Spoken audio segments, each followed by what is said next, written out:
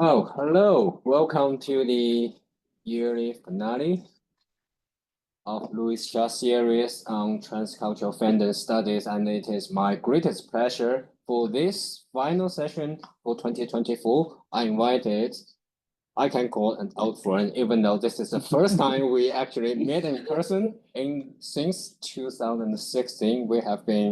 It's like some kind of like digital age pen pals. Communicating on Facebook, WeChat, and later on mostly emails. And it's so exciting to finally invite John landed here in person to talk about fan translation beyond global north. I think most of you are very familiar with John's impressive scholarship, right? His research has touched on comparative literature, culture studies, gender studies, and of course, fan translation. Just for a big shout out, his book named Fan Translation is coming out Soon. Okay. Probably next summer. Next summer. So yeah. Well, we will keep you informed about that. So let's welcome John. Um, I will preface this by saying I am severely jet lagged. So if I could go all blank for a moment, it's because I've forgotten what's going on. And my body, my spirit is still thinking it's like 9 o'clock in the morning. So this talk is basically a chapter of the book Fan Translations, written by myself and Guoting, that should be coming out next summer, just in time for the Baker Center Summer School, which I will plug, which will be happening at HKBU this year. I don't know if they've advertised that yet, but it's happening, I'm told.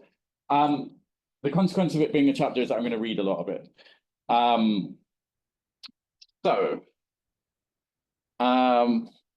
Check my notes, what else was there to say? So I also want to thank Wang Dingkun for inviting me and for splashing out to ship me about a third of the way around the earth to come and give a talk, and for HKU for hosting. It's a pleasure to be here. I was going to say this is the second time I'm in Hong Kong. The last time was 6 years ago for IATIS at HKBU. And it's lovely to be back. It is incredibly warm for somebody from the frozen north. I see people in down coats and I'm like, guys, like it's not that cold. This is summer in Glasgow. So I am very, very pleased to be getting some sun and some warmth. Okay. So without much further ado, I will get on and read it. So this is, as I said, a chapter from the forthcoming book. It's fan translation on the global north. I'll explain now that I'm not really covering a lot of Chinese sources in this one. The reason for that is when when the book finally comes out, the next chapter takes a Chinese case study, which I believe some of you will have heard because I'm pretty sure it's what Ting presented like 3 months ago when she was here. This one focuses quite a lot on Latin America, partially because that's not been really studied a lot in fan studies, partially because I can speak Spanish, and there were some really interesting sources. So let's start with an illustration of the relationship. So I'm going to show you the video in just 1 second when I work out how. This illustrates kind of the interconnections between fandom, nationality, the kind of globality of certain fandoms, which I think stands as a corrective to a lot of the fan studies literature on fandom. So this is the trailer for a Disney Plus show called Alpop. I will warn you, it's in Spanish. There should be English language subtitles. So. El K-pop es un fenómeno global que ha roto fronteras y se ha convertido en el género musical de la generación Z. Y esta es la historia de una fan en específico. Mi hermana, Andrea. ¿Qué es esto? ¿Cómo que qué es esto? Es mi Goku y tú eres la estrella. Los fans del K-pop no somos como cualquier otro fan. Somos activos. Nos gusta rendir tributo a nuestros ídolos. Andrea no solamente es fan del K-pop, también trabaja en el barrio coreano de la Ciudad de México. No. Aquí no pueden pasar. A Chiwon no le va a gustar esto y no quiero que me regañe otra vez. Chiwon no ha sido nunca fan del K-pop. Ya nos dieron permiso. ¿Quién? Si se me ve papada, los demando. El Centro Cultural de Corea en México está organizando una mega competencia de covers de coreografías de K-pop. Necesito que subamos el nivel de preparación. Les presento a los próximos ganadores del concurso de covers. Espero. Hola, yo soy Indra. Estoy súper mega lista para este reto. Es un sueño hecho realidad, pero seguro que no lo va a ver nadie, ¿verdad? No. ¿Segura que podemos ensayar aquí? 1, 2, 3, derecha. A ver. El primero está a 2 tiempos. ¿Cómo lo supo? ¿Te gusta Chiwon? ¿Cómo dices eso? No me gusta y no creo que alguna vez me vaya a gustar, ¿no? El K-pop es mi pasión. ¿Tú no tienes pasiones? Como regañar a la gente, por ejemplo. Si sigo mi corazón, ya no me falta nada más. Todos tenemos secretos que no queremos que la gente sepa. Si sigo mi corazón. Lo estás marcando mal. Das 2 pasos donde hay 3. No hemos ensayado ni un día completo.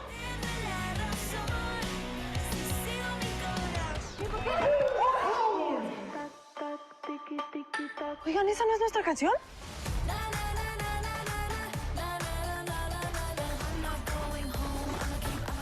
Pues creo que esto va a ser un fracaso épico, pero ya no hay tiempo para echarnos para atrás. Right. So there's a lot to say about this. But I'll just improvise very quickly. So, I mean, this shows K-pop fans, like Latin American K-pop fans, and they're doing things that K-pop fans do elsewhere. I don't know if this happens in Hong Kong, but definitely in the mainland, whenever I'm in a mall somewhere, there are people dancing or practicing dancing. Does that happen in Hong Kong? Yeah. You have space? Okay. I'm glad you're familiar with this. So that there's like shared practices of fandom. It's kind of K-pop fandom is very much embodied. It's dancing, it's singing, it's like performing like K-pop performers. But this is also translated into Spanish. They're singing like a K-pop style song in Spanish. And this was a really interesting find. So I have to thank my daughter Rowan for finding this.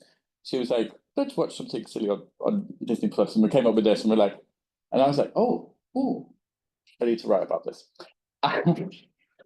So on Disney Plus, there's a show called L-Pop. The show is produced in 2023 and tells the story of K-pop fan Andrea as she tries to put together a K-pop dance team in Mexico City to enter a competition at the Korean Cultural Center. She is kind of disorganized and not the greatest dancer, but she tries her best.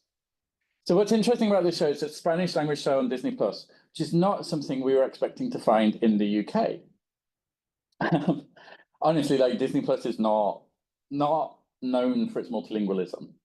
It is becoming massively more diverse, and I've written about this in various other contexts. And there are a lot of kind of Hispanic characters, but they tend to be United States Hispanic rather than Mexican or Latin American Hispanic. So it's a fun, family-friendly watch, but the reason that we speak of it here is one of the few representations of fandom on TV that we've seen from Mexico or Latin America more generally. So access to media in languages other than English has improved in the UK in recent years, but on a predominantly English language platform like Disney Plus, we did not expect to find much material originally in another language. So L-Pop was an unexpected find, but its focus on fans in Mexico also made us think about one of the wider issues in fan studies, how English language focused fan studies is. So this kind of leads into the chapter. So this is what we're going to be looking at today. Fan translation in the Global South, especially in languages other than English. And it's kind of like a critical literature review, basically. So we're going to see what people have been saying or not saying, mainly not saying. Then I've got a wee example of board gamers in Mexico. These corporate slides, by the way, are the Hogwarts. But the Vice Chancellor has his office in this tower. Like, I kid you not. Right. So I've been going to like fan studies conferences for at least 10 years now. And it's been weird in some ways because I've kept hearing fan studies scholars whose first language isn't English tell me that the language of fandom is English. And this is reflected in the scholarship. For example, in Seeing Fans, of 25 chapters, only 3 are about fans outside of English language or English-speaking contexts. In Fandom, Identities and Communities in a Mediated World, there's a section on fan audiences worldwide, which includes work on Indian film fans, East Asian cinema fans, and film fandom in South Korea. The whole section is 4 of the 26 chapters, and it's very focused on film. The Routledge Companion Media Fandom. So these two are definitely like very important like anthologies within fandom studies. This one has a section on race and transcultural fandom, which consists of 7 chapters of the volumes 44. So in all of these cases, we're looking at what, like less than 20%. And one of the chapters of those 7 is on Black female fans in the USA. So it's English language focused, even though its focus on Black women, race, and fandom is entirely necessary, given the historical lack of focus on race in fan studies. So fan study, there's been quite a lot of criticism of fan studies that it's very white. So amazingly, after kind of looking at these representative works, you would think that there's almost no work on fandom outside of English. Wrong. There is plenty of work. I mean, there is work, it's a small proportion, but there is, you know, there are books and special issues on fans working outside of English. But my point really is that non-English fandoms are seen as a smaller, distinct category that is marked by race or transculturality, rather than being central to fan studies. So this chapter focuses on translation in the Global South and into languages other than English as a way of confronting this English language bias of much fan studies work. So we're kind of really wanting to have a go at fan studies here because it's very narrowly focused. I do not know how that works in Hong Kong and if anybody is even doing fan studies in Hong Kong. But at Glasgow, I have a visiting student who's like, she really wanted to come to Glasgow and she does fan studies. And she ended up with my name. And I was like, isn't there somebody in like media studies? She's like, no. Like, fan studies is still a smaller part of media studies. Even though it's still kind of quite a popular field. So, in fact, it's not just English language fandoms that tend to be highlighted as the focus for fan studies work, but also explicitly North American ones. I Googled map of the world with United States highlighted, and lo and behold, it came up. That's where this image has come from. Paul Booth and Lucy Bennett note that, I quote, only very recently has scholarship acknowledged that the fan community has significant demographic representation of fans from racial and ethnic backgrounds other than white and middle-class Americans. I nearly fell over when I read this. I was like, what? The fact that the special issue of transformative works and cultures on European fans includes English and Welsh fans, as well as Polish and Italian, suggests that even English language speaking fans from outside North America are given a marked status in fan studies research, despite a number of fan studies scholars residing in the UK. Benjamin Wu's thoughtful and nuanced discussion of whiteness in fan studies, which is in this book, kind of gives the impression that fandom only takes place in North America. The only country mentioned by name is the United States, and his discussion of fan conventions mentions 2 cities: Detroit, which, as I'm sure you're aware, is in the USA, and Toronto, which is in Canada. So like slightly better than we were thinking, but still. Wu is explicitly anti-racist in this piece, but at the same time, the geographical locations of his discussion are severely limited, especially when discussing fan studies, which is internationally produced. And at least some fan study scholars are based outside of North America, including other people in the same volume, which again, I find very strange. It's like, you're talking to an audience that is not living in North America, but you're focusing on North America the whole time. So obviously, if there are for some fan studies who live and work in North America, it's for them methodologically, they will privilege North American fans because those are the groups that they have access to. But to think about fandom more widely, it seems an oversight not to engage with the rest of the world. There's a risk of universalizing from what is actually a local position, as has been critiqued by decolonial scholars such as Walter Mignolo in other contexts. A truly global understanding of fandom would need to explore practices around the world and how they might differ or overlap. This is kind of what we're saying fandom studies has not been doing. It's not been comparative enough. It's not been looking outside of its kind of comfort zone, linguistically or culturally. Other chapters in the Routledge Companion to Media Fandom are more explicit about some of the issues facing them researching fans in other locations and languages.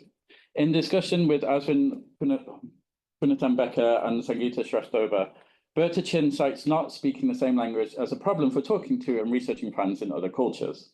She recounts trying to research Arrow fans in China, but could not get them to open up beyond simple communications, as she did not speak Chinese. It is, a major hurdle when this happens. Although one that could be overcome, perhaps, by collaborating with somebody who actually speaks Chinese, who could then talk to them. And it is accepted methodologically that when you interview people, you interview them in their strongest language because they are happiest speaking that language and most likely to speak spontaneously. And therefore you get the most rich data. So I'm guessing some people have been I know people have been interviewing people in their second language for fan studies work, and I'm like, it's not impossible, but it feels awkward. Another issue highlighted by Punatambekar in the same discussion is the fact that scholars in fan and media studies seldom cite material created in non-Western contexts. One of the reasons for that is that they can't read it if it's in another language, which we think should encourage people studying fan and media studies to learn at least one other language. And the result is that English becomes the default language of fan studies, and work in other languages is not read outside of those languages. So a similar point was made about queer studies around 20 years ago, and I quote, "Scholars writing in other languages and from other political and cultural perspectives read but are not in turn read." And this is from a piece by Eng, Habastan and Munoz from 2005. So one solution to this problem is to take a position of what Eng, Habastan and Munoz call epistemological humility. That is, acknowledging these imbalances and seeking to right them, while also acknowledging that one's own positioning is not the only positioning that can be or is taken.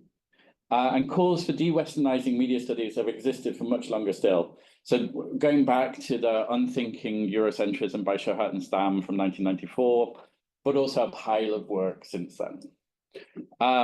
So focusing on practices in languages other than English seems a good step in this direction. So you might expect translation studies, which is globally produced and read, to have addressed these imbalances more clearly. To an extent, it has. Research is produced in many locations and about many language pairs, although there is still a predominance of English language publishing, which is common across academia. On the other hand, there are journals publishing in other languages, and translation studies scholars typically are capable of reading at least 2 languages. The field's also reflected on its own Eurocentrism, especially the way in which it has created its own myth history of a European origin. This is Brian Baer's term. Translation scholars have also considered the ways in which translation can alter and erase local traditions and ways of knowing. So Karen Bennett's famous essay on the epistemicide from 2007. While there is still significant room for improvement in the field of translation studies, there has been some reckoning with its perceived European roots and the complex historical baggage that comes with them. Being aware of the global practices and context of translation helps get a more holistic sense of what translation is and how it affects people. So attention to situations and practices outside the global north, and importantly, to voices emanating from the global south, can thus offer new ways of theorizing. So working in a more literary context, Ximei Shi and Françoise Lyonnais stressed the entanglements of theorizing from outside Europe and of European, and in their case, primarily French theories and their international versions. They proposed the creolization of theory as one way to understand this. Their aim is a decolonial one. That is, it aims to undo colonial thinking and to highlight the existing ways of knowing in colonial locations, rather than proposing a form of knowledge colonialism that would just take ideas from the global south as fodder for new thinking in the north. She and Lyonnais' focus on creolization offers an understanding that cultures are constantly in contact with one another and changing each other. Recognizing this offers a way to understand the globalized world we live in, where cultures are seldom unaffected by or unconnected to other ones. So a lot of and we see this a lot in translation studies, is people tend to theorize cultures as kind of static, separated entities, whereas you go for a walk down the street in Hong Kong and you will notice that that is not the case at all. Yeah, as we noticed earlier, cultures are seldom seen as equal. There are more hegemonic or powerful ones and others that are less so. Therefore, it's important to recognize that, and this is the quote on the slide, the existing structures of knowledge are complicit with the structures of global inequality. She and Lyonnais' suggestion is to push for creolization of that knowledge as a way of reversing some of that inequality. So what they're saying is, like, we should be having more theories from the South and understanding how they draw from, change, and alter like global North theories. And global North should listen more to the South and be aware of it without necessarily just kind of using it as data for new theories from the North. So our focus on fan translation in the global South, as well as our argument for understanding fandoms in the global context, is undertaken in this spirit. We want to understand how fandoms work in a globalized world where national identities entangle with globalized ones, such as being a K-pop fan in Mexico. So translation then is where global and local come into contact. So one way that we've been trying to understand what's happening in terms of fan translation in the global South is to see what's actually being published on fan translation in the global South. This posed a number of problems, which I will now explain. To get a sense of what was out there, we searched in the journals Mutatis Mutandis, which is published mainly in Spanish in Colombia, Cadernos de Tradução, which is published mainly in Portuguese in Brazil, and Journal for Translation Studies in Africa, which is published mainly in English in South Africa. One of the difficulties that we had searching is that the word fan is sometimes left in English and sometimes translated and doesn't actually translate very well into different languages. So the term in Spanish is aficionado or aficionada. Spanish is a grammatically gendered language, so you have to change it for masculine and feminine. Portuguese, even more confusingly, you can have fan, nasalize the a, fan, or amador, amadora. So when we were searching, we were using all of these terms in our searches. So we found nothing in the Journal for Translation Studies in Africa on fan translation at all. Although there was a special issue on community translation. So there is an interest in non-professional forms of translation in African context, but not necessarily in relation to media fandom. Mutatis Mutandis similarly showed only a very small number of works on fan translation. One in English was about fan translation in Iran. Another was not really about fan translation at all, but about translations in the library of the Cuban author Jose Lezama Lima. And it was written by somebody based at the University of California in the USA. So both of these examples illustrate the complex ways national and international contexts are entangled across languages and cultures, as suggested by Chianine's creolization of knowledge. So people are not just publishing in their local media, in their local journals, and people are publishing kind of across, and people from Latin America might be working in North America. And so this is all kind of interconnected and in movement. In Cadernos de Tradução, we found one article, which was the Portuguese translation of an article originally published in English, written by two Spanish scholars, one of whom is based in the UK and one of whom is based in Spain. And this sort of translation shows the circulation of knowledge, but from north to south. There's far less translation going in the other direction. Some of that is due to academic incentives. Like, I know in Brazil, they will often translate stuff out of English. Whereas you try and publish a translated journal article in English, it's not going to happen unless there's like some weird special occasion where it's important. But it doesn't happen on a regular basis. Another article dealt with fanfic as a form of intersemiotic translation, which we discuss elsewhere in the book, but isn't really about the kind of interlingual translation that we focus on. And the third article that we found investigated the role of translations in amateur theatre. So amador in Portuguese means both amateur and fan. And therefore had something to say about translation in a non-professional context, but did not view the translator themselves as a fan or amateur. In fact, they seem to think that there was a professional translator working with an amateur theatre group. So this was disappointing. We were hoping to find more and be able to talk about it in more depth, but we couldn't. So we searched also the Mexican database Redilic, which is kind of a big Latin American database of research. And we searched for fan translation, traducción aficionado and tradução amador.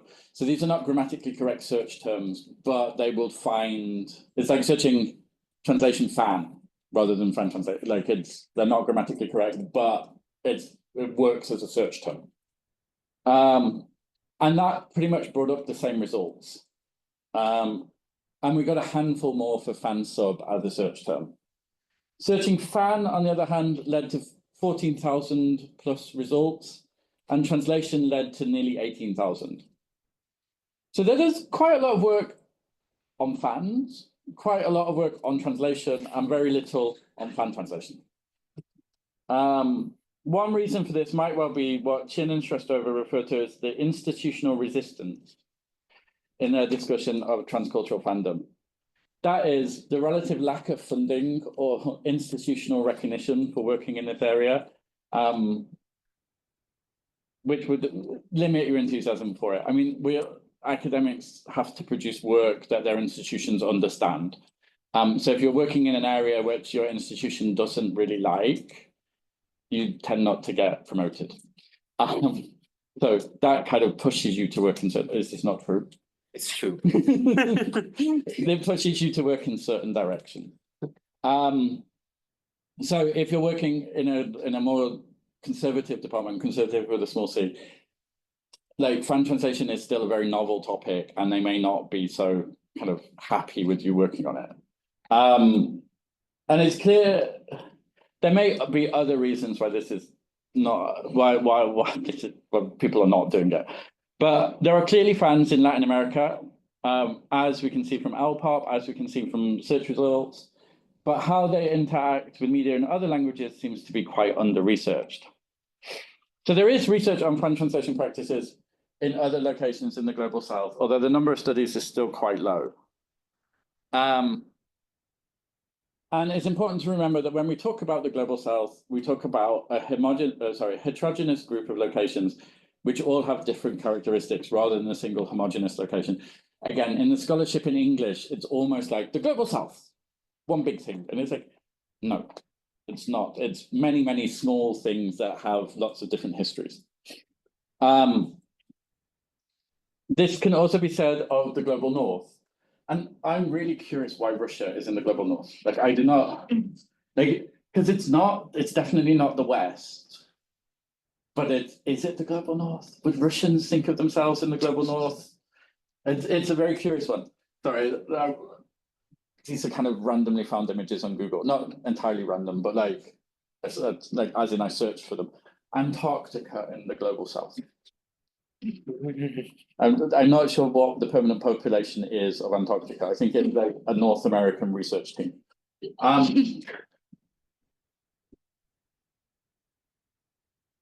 And well, okay, there's South Korea, that dot there. Is this Taiwan? This dot? Are you sure? Because it's not here. I'm like, is Taiwan the Global North? It's a very interesting question. I mean, Global North and Global South is a dichotomy itself already. Huh? Global North and Global South, this kind of division is a dichotomy in I know it's a very problematic thing, but it's kind of there within the scholarship. It also has a different history. Like, you don't want to use like first, second, and third world or fourth, because that has like a whole other set of histories to it. But yeah, sorry, I didn't look at this in this much detail, but I'm really curious about some of the choices that they've made.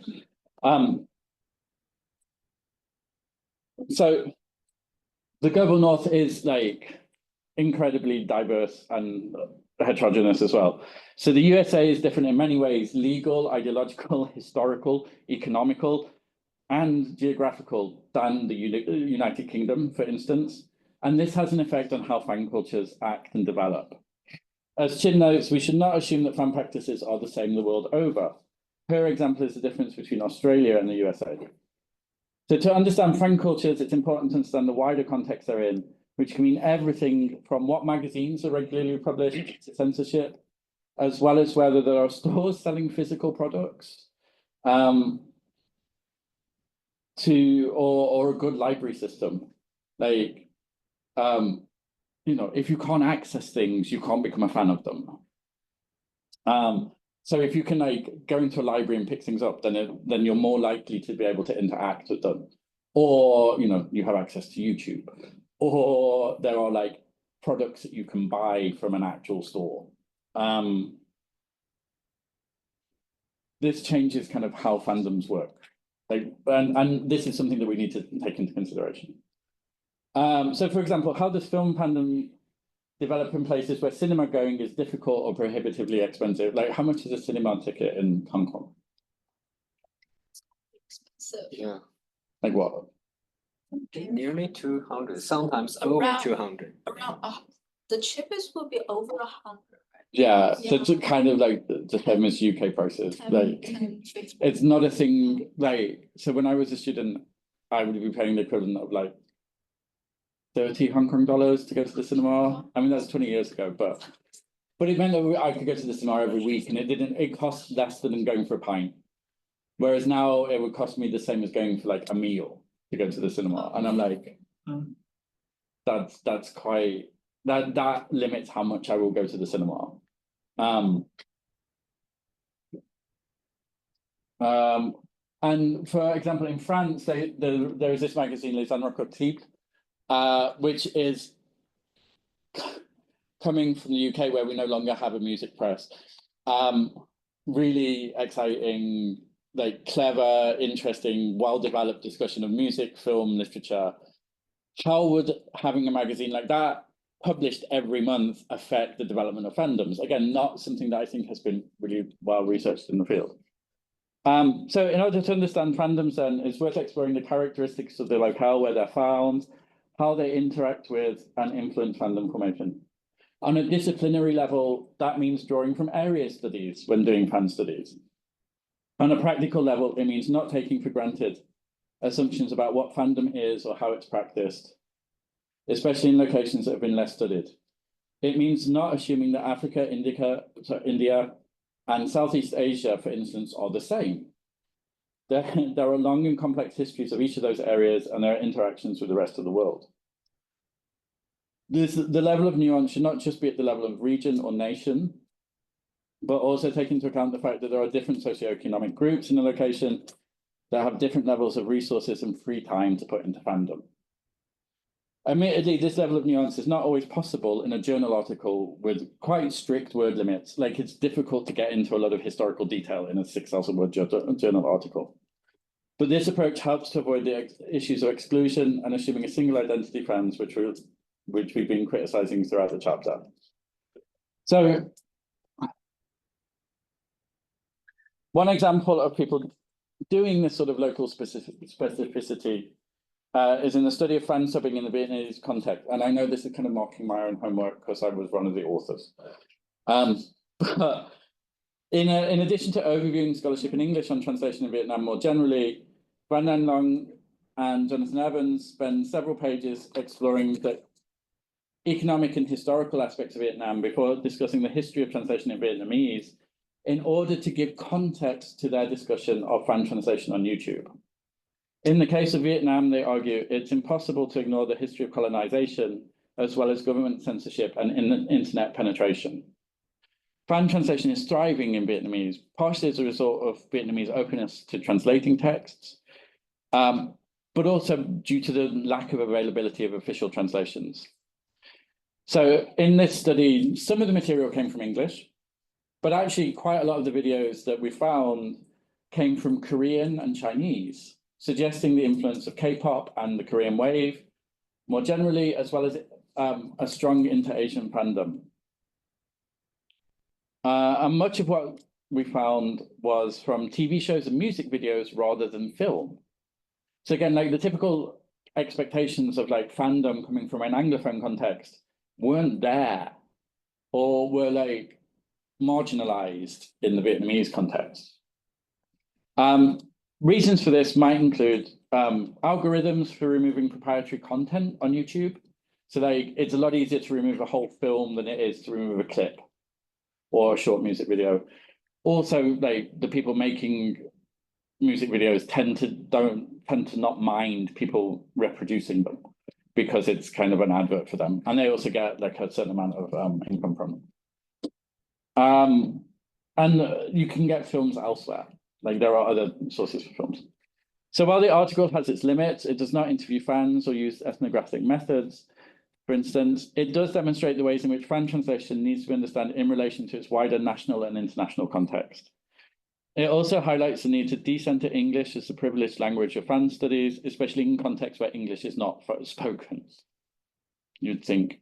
What it also demonstrates, so Long and Evans do not mention this or use this term, a sort of minor transnationalism, and this is again from Lianet and Xi's work in comparative literature, where two less powerful cultures, such as Vietnamese and South Korean, interact without the mediation of a more powerful one, and in this case, English.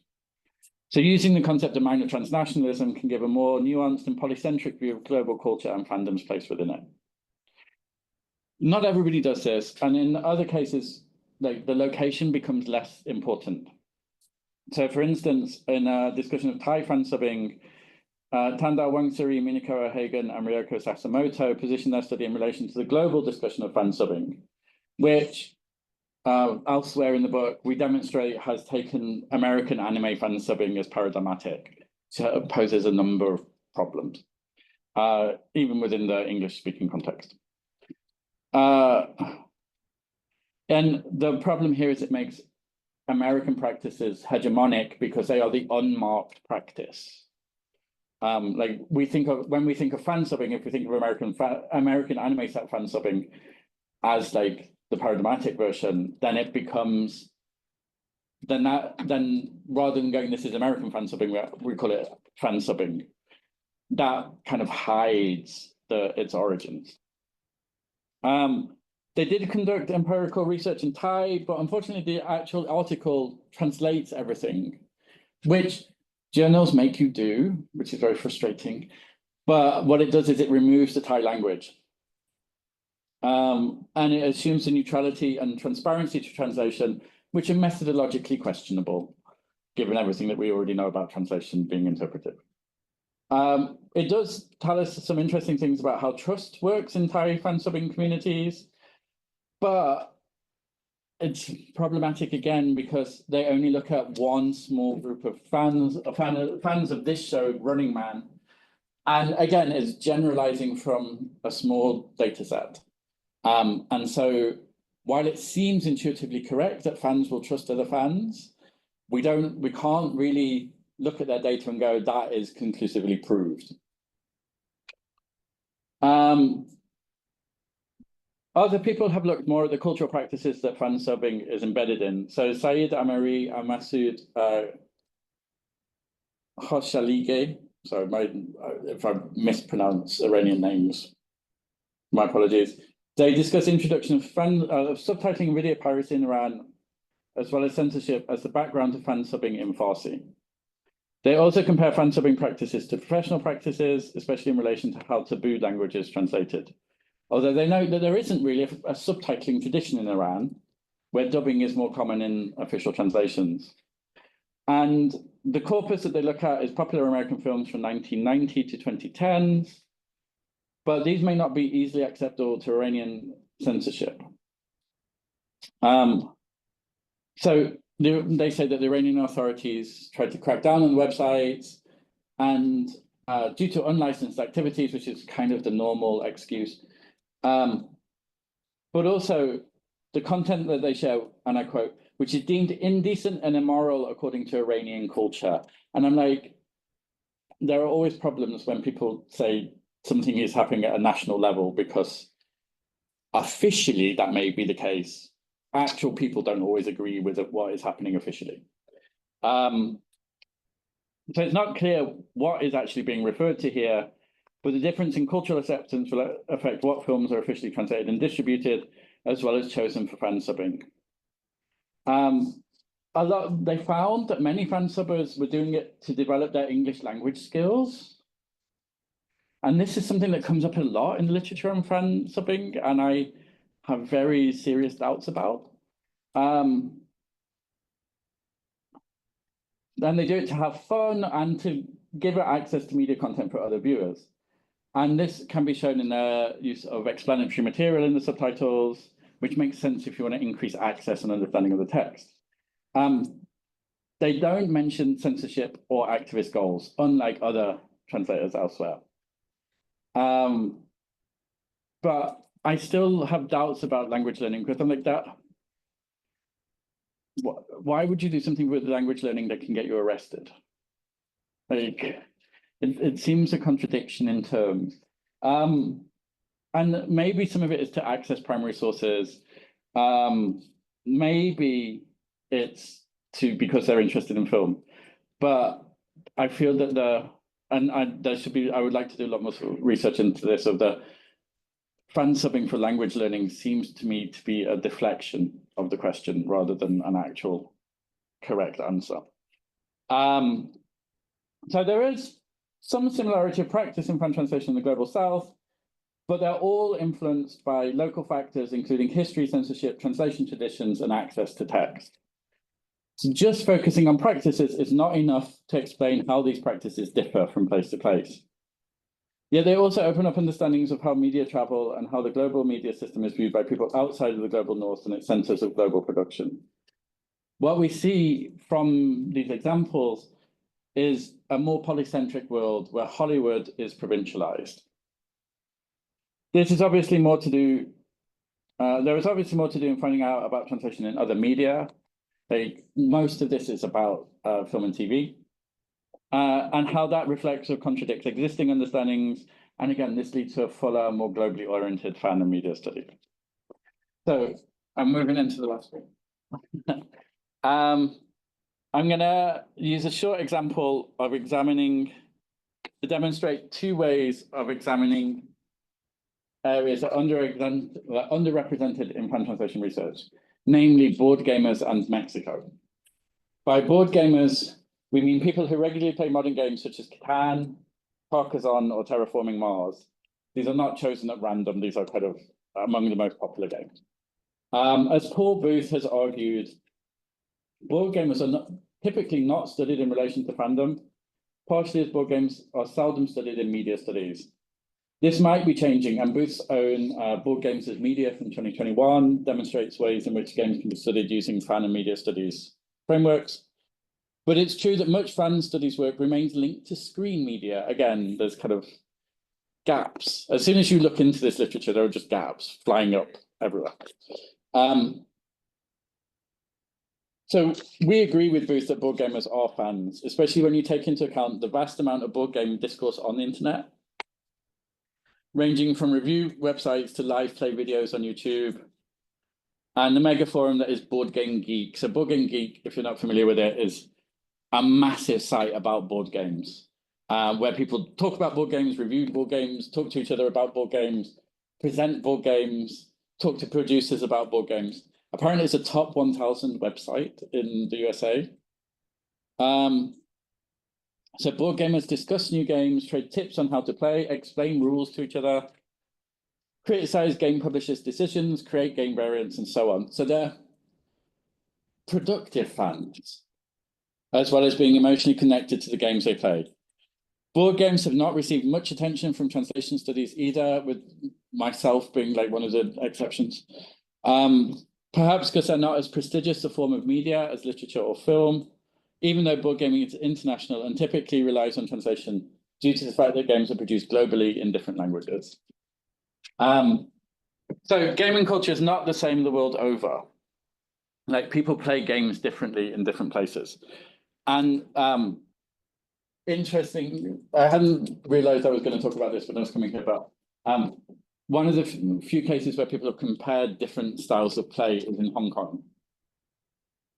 Cantonese and Mandarin speakers in Hong Kong tend to play games more socially, that is, as a way of interacting in groups and to make friends, rather than the more hobby-oriented playing of the English speakers in the same city.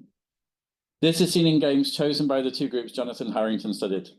The predominantly Cantonese language play groups prefer games of social deduction like Werewolf, which is also phenomenally popular in China, like mainland China. Not so popular in the UK. While the English language groups preferred more Euro-style games that had heavier rules, such as Terraforming Mars, which takes like 3 hours to play. At least I think it does. Maybe it's a bit less, but it's definitely like, there's your evening. The English-speaking group also had more focus on novelty rather than ease of playing. So one reason of this is access to games, as they're published in English, and so Cantonese-speaking players have to work outside of the group's communicative language to play the game. Doesn't mean that they don't play these games, it's just that they play them less often. And what he doesn't talk about is the fact that there is going to be translanguaging and translation at the table, as people, if your game is in English and you're playing in Mandarin or Cantonese, you're going to swap between languages. And you're probably going to do what people do in that situation, is where you're like, it will say one thing and you'll say like the equivalent term in the other language or whatever. We know that this happens. So this has actually been talked about. And the issue of language and unequal distribution of game materials has been talked about in other contexts. So Enrique Uribe Longbo talks about playing Dungeons and Dragons in English in Colombia when he was younger, working with his own translations and translanguaging at the table where necessary. This was a common experience at the time and meant that playing Dungeons and Dragons required a certain amount of English language skill, and other players who would also be able to shift between languages. So this is a sort of fan translation, which is difficult to document as it's ephemeral and only takes place when playing. And this is also one of the critiques that we have of the work on fan translation, is it tends to look at whole texts. Whereas we're like, there are other forms of fan translating that are difficult to document. So while Uribe Youngblood discusses it in relation to role-playing games in Colombia, I've argued elsewhere that it's a common feature of game playing, especially in multilingual groups. So I want to look at Mexican board game videos on YouTube. And here, again, translation is fragmentary. So it's in little bits rather than the whole text. It's embedded in the review rather than a replacement for the rule set. So I think this is discussed somewhere else in the book. I think this draws from some of your work, Dingkun, on like assemblages and how translation is kind of part of other things. So Mexico is not a typical focus of fan studies scholarship, but there has been some work on K-pop fans in Mexico as part of Latin America. And there's almost no research that we could find on board gaming in Mexico. As a member of the North American Free Trade Agreement, for however long that continues to last, Mexico has a free trade agreement with the USA, which means that American-produced board games are sold and distributed in Mexico. This affects what games are available, and that affects the gaming culture. Despite an existing middle class, there's significant inequality in the country, and salaries are typically lower than the USA, which means less spending power. And again, this affects how fandoms develop and the forms that they take. So we searched the term Reseñas de Juegos de Mesa Mexico, which means board game reviews Mexico on YouTube, and filtered by location to find Mexican channels. So we focus on one, Boardies Games, run by Rob Campos. So I'm naming him because he names himself. In order to understand how the channel uses translation within reviews and how to play videos for games in English. Do you want to see a video? Yeah. I was going to say, I've been talking for far too long. Oops. So is it on that one? So this gives you a sense of what the channel is doing.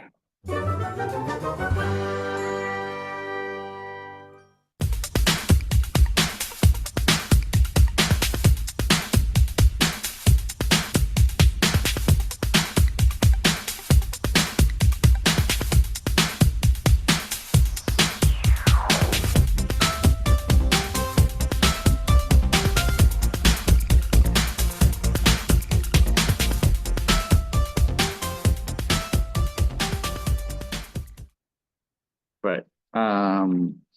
And that's that.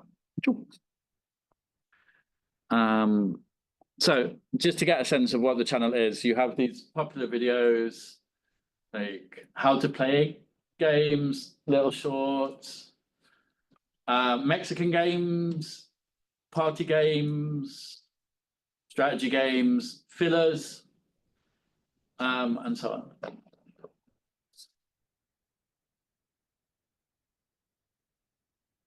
And so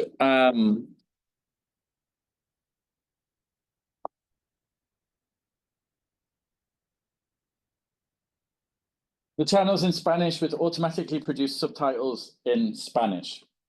Human-generated subtitles, which are typically better paced and more accurate, would be more accessibility friendly, but they're also more expensive to produce. Literally, like the subtitles that you will see on this screen are produced by Google, and they're automatic, and there are some problems with that, as I will demonstrate in a second. Well, at least there's some attempt at kind of accessibility. They don't exist in English. They don't exist in any other language, as far as I can access, anyways. So they provide lists of different categories of games, which we've just been through. So these are actually really similar to the ones that are being used in English language board game discussions.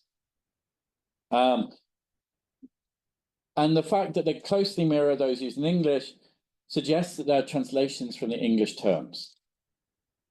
And the fact that for the Juegos Rápidos, which means quick games, it's translated as filler, suggests, again, there is a very clear interaction with the English language discourse, because that's the word that gets used in English for short games that you can play in like 10, 15 minutes, while somebody else is setting up a more complicated game, or while you're waiting for other people to come in.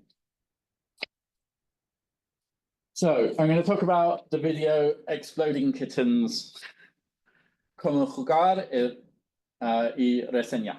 So the translation of that is Exploding Kittens, how to play and review. Now, the video is in Spanish with Spanish subtitles. Do you want to watch a minute of it to get a sense of what he's doing? Does anybody actually speak Spanish? No. Okay. I will not interpret it. My Spanish is not fast enough to do that. But just to get a sense of what it's doing, this will probably also like looks, I'm sure there are similar videos in like Mandarin and Cantonese. But watch maybe a minute. Si a ti te gustan los gatos, las explosiones y los gatos que explotan, este juego es para ti. Let me put the subtitles on. So it says, if you like... Hola, ¿qué tal? Mi nombre es Rob Campos y el día de hoy vamos a hablar del pop. It says, if you like explosions and cats that explode, this game is for you. Has anybody played Exploding Kittens? Is anybody familiar with it? It's really popular. It's it's not a complicated game.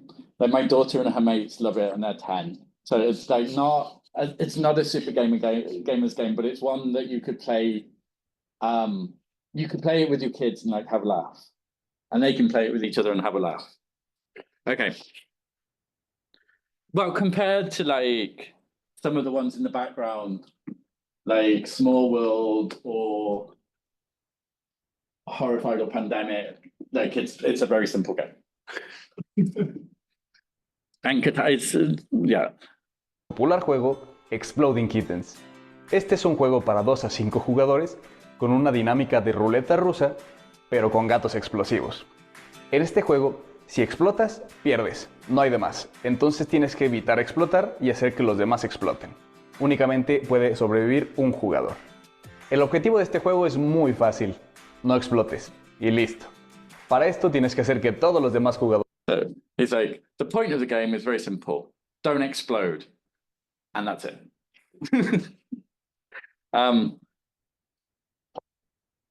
exploten para que tú seas el último sobreviviente.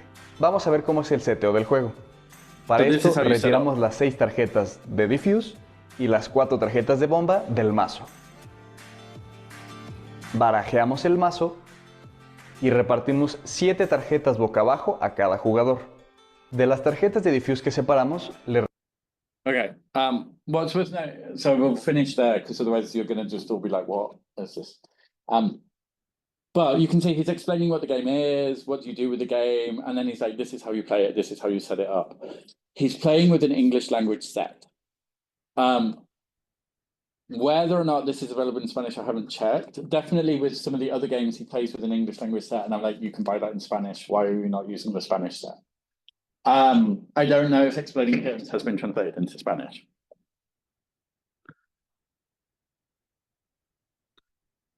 So.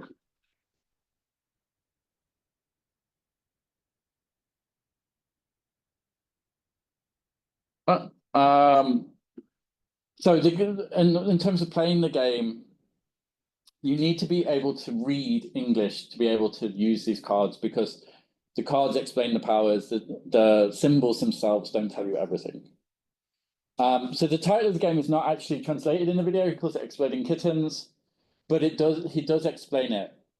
So he says, as I said earlier, if you like cats and explosions and cats that explode, this game is for you. And he uses a form of address in Spanish, which is the familiar form of address. He uses 2. So this does exist in Chinese, right? You have the difference between ni and nin, except for nobody ever uses nin anymore, right? But in the old days, like ni would be somebody that you knew, whereas nin is like a much more formal thing. 2 is people that you know. It's like your mates. You would use a totally different form. So you would use usted if you were talking to somebody you didn't know. So it gives the two form of address is less formal and familiar, and it feels like you're chatting with a friend about the game. Discussing how to set up the game, he says, we have to take out